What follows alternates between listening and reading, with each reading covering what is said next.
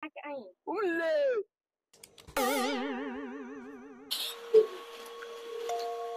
Iya kat orang. Pokok atas pagar. Pecah pagar. Ting-ting. Bah nak salah siapa? Salahkan angin lah. Sebab angin pokok tumbuh. Bah aku nak salahkan angin. Boleh tak boleh nak ikat angin. Mahkamah tak ada jatuh hukum ke angin. Bah, mengaji dengar ke angin. Tak jaga.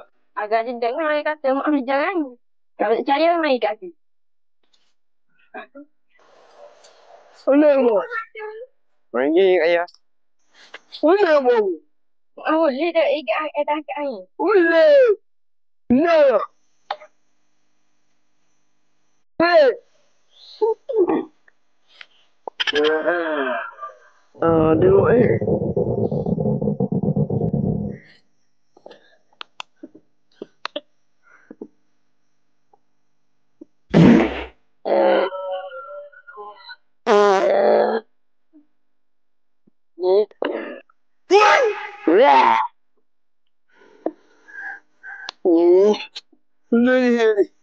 Nanti.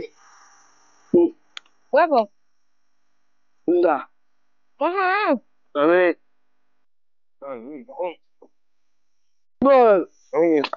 Anjing aku ni. Kan biasa ni. Nanti tu bukit tu tahu.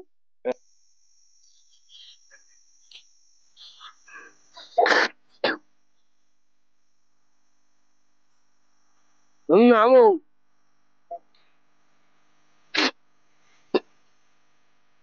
Cuba.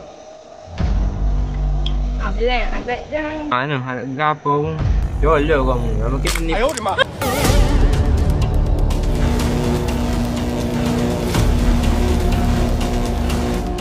Ơi, người nhanh cứ ơi.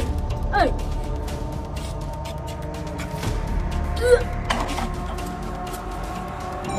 Mana ni? Jom.